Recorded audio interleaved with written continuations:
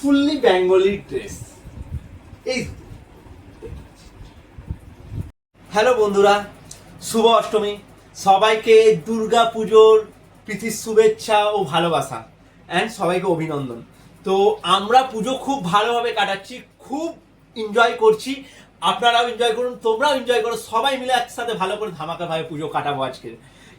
এইবার পুজোটা আরো স্পেশাল ভাবে ফিল করবো আমরা, অ্যান্ড সবকিছু ভাবে প্রতি বছর আমাদের বাঙালির এই দুর্গা পুজো খুব ভালোভাবে কাটাবো আমরা।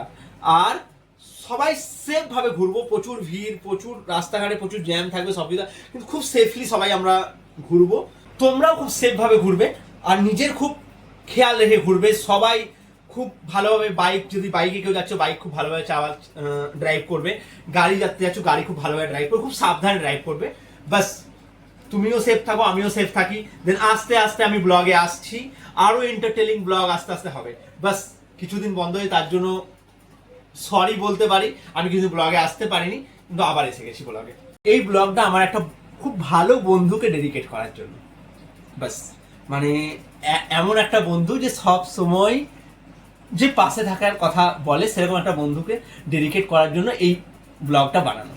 তো আজকের ব্লগটা হলো, আজকে কাল আমাকে এসে একটা গিফট দিয়ে গেছে।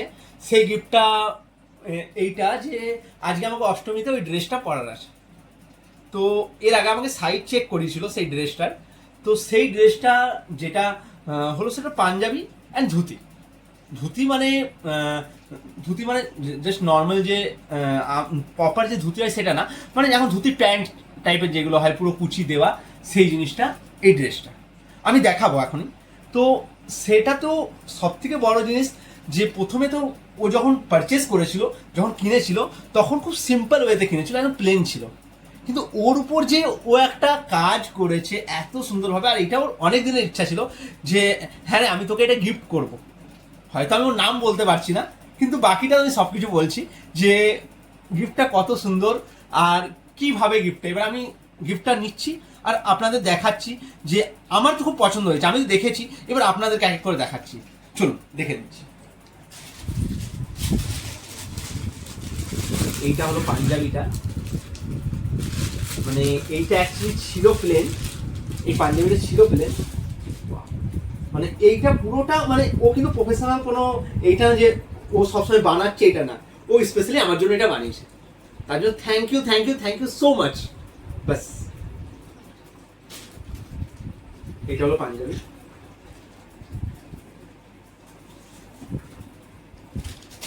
এটা পাঞ্জাবিটা দেখা যাচ্ছে তো। আর পাঞ্জাবির সাথে আছে এই ধুতিটা, ফুললি বেঙ্গলি ড্রেস। এই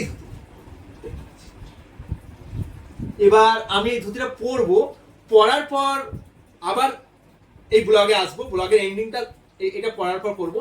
দেন আমার সাথে সোয়াতি অলরেডি রেডি হয়ে গেছে। এবার আমরা দুজন যাব বাইরে একটু বেরোতে। আর আগে পুজো করার আছে ঘরের, এখনো পর্যন্ত আমাদের নরাতার যে অষ্টমীর দিনে আগে পুজোটা এখনো পর্যন্ত কমপ্লিট হয়নি। আগে পুজো করব, তারপরে আমরা বেরোবো বাইরে, একটু ফটো সেশন অ্যান্ড অল, একটু রিল এগুলো সব বানাবো। তো সেই কারণেই আগে আমি পড়ি, তারপর দেখাচ্ছি কেমন লাগে আমার।